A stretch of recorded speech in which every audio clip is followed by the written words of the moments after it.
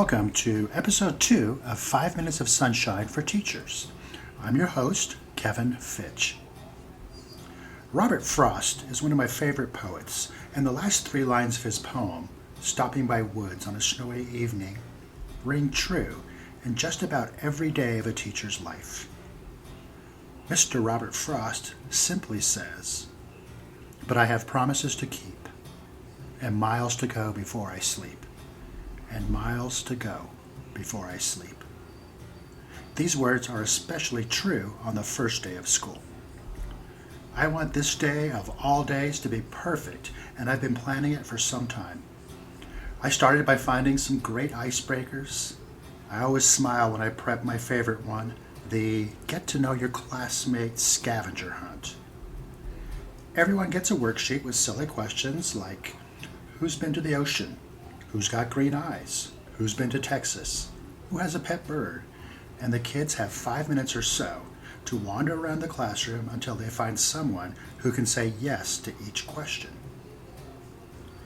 Usually this icebreaker is golden. Kids laugh, they connect to each other, and they have a blast doing it. I naively tell myself that kids are going to love it again this year. I've planned tons of fun, semi-educational activities like build the strongest bridge with your team using straws, paper cups, some copy paper, and scissors and tape. Then I go on to the icing on the cake of prepping for the first day of school.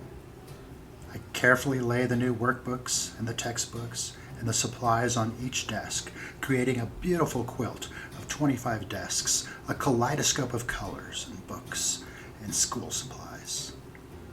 Things look like they're ready, but there's still so much to do. There are miles to go before I sleep. But ready or not, the first day of school always comes, and I always fool myself into believing that I'm ready. I never see the tsunami that's about to hit. When I get to school in the morning of the first day, I'm full of hope and excited until things start to go sideways. None of the trash cans in my room have been emptied since our custodians are overwhelmed by their mile-long to-do lists. And of course, I stuffed them full the day before. I have a little freak-out moment because I know how much trash the kids will generate. But then, I let it go. Everything's going to be okay. Then an email comes through letting everyone know that the air conditioning is broken. I freak out again. It's August, for crying out loud. How can that be? Of course I didn't get any fans, and of course we can't open windows or doors. This place is going to be an oven in a few hours. But still, I tell myself everything will be okay. So I nervously primp and straighten things and go over plans until the first bell rings and my new class rolls in. They're all dressed up in their new school clothes and never been used backpacks. It's a perfect moment. And then chaos erupts as they try to find their desks. Just look for your name tag on your desk, I tell them over and over, but to no avail. I'm bombarded with questions. I can't find my desk. I can't find my desk. And then a few kids actually start crying. At least 4 kids come to me and tell me they can't sit next to so-and-so because they had a lot of trouble with so-and-so last year in Miss French's class.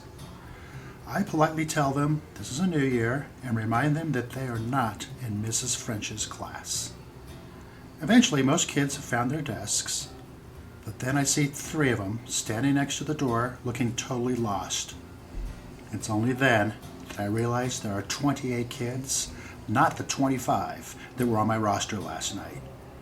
So I scramble to find more desks and more supplies, and meanwhile, the rest of the kids are talking louder and louder and louder.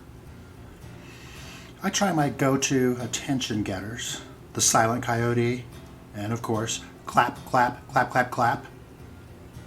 But the talking just gets louder until I'm forced to turn the lights off to get their attention. And so we have our first hard class talk. Then I give the kids a tour of the classroom, explain my expectations. and I see two kids in the corner talking away, and of course I ask them if they have any questions. One says no, but the other one says, "Your dog poster is stupid."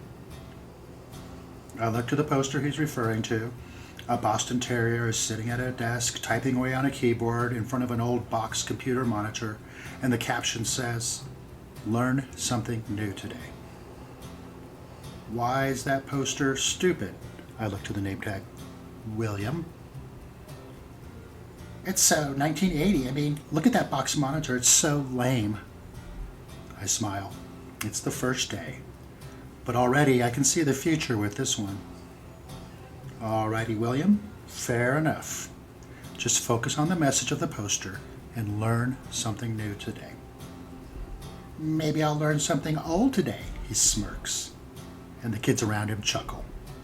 I smile and lean in and whisper to him, "William, yours is the first name I've learned today. And usually that's not a good sign." And then I walk away. Things can go downhill fast.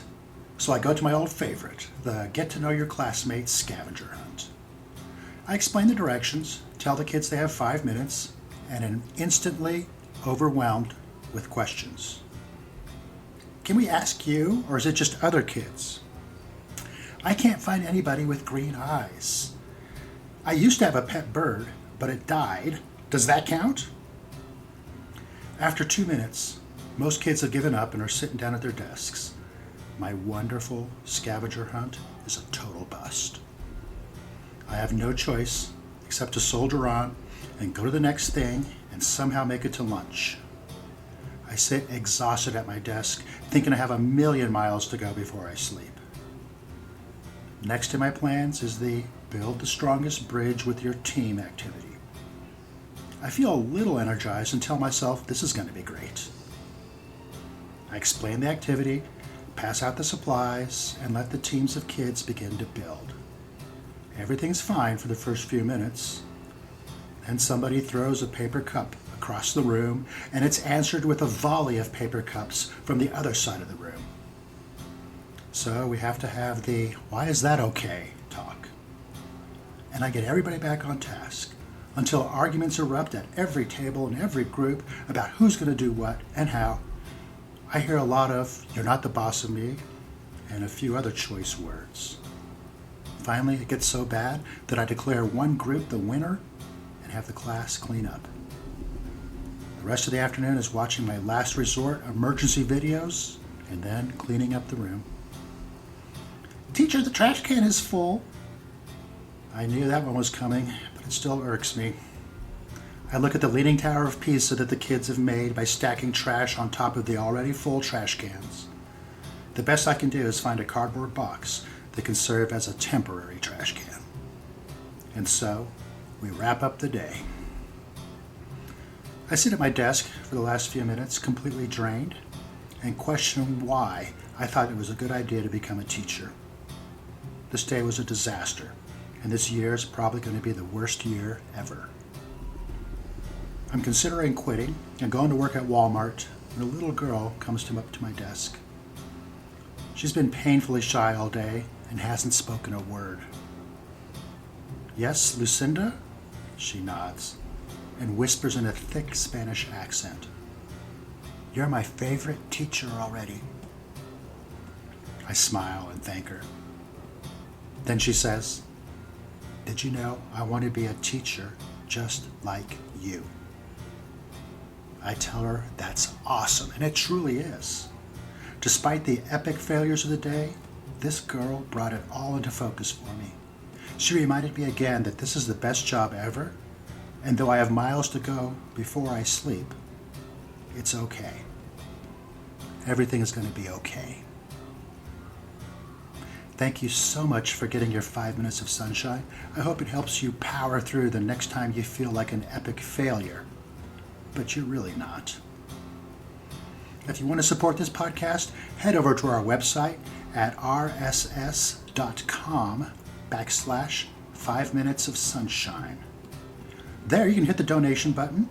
It'll take you to the Buy Me a Coffee app where you can give whatever you'd like. You're the boss. So I'll see you again next time. on 5 Minutes of Sunshine for Teachers.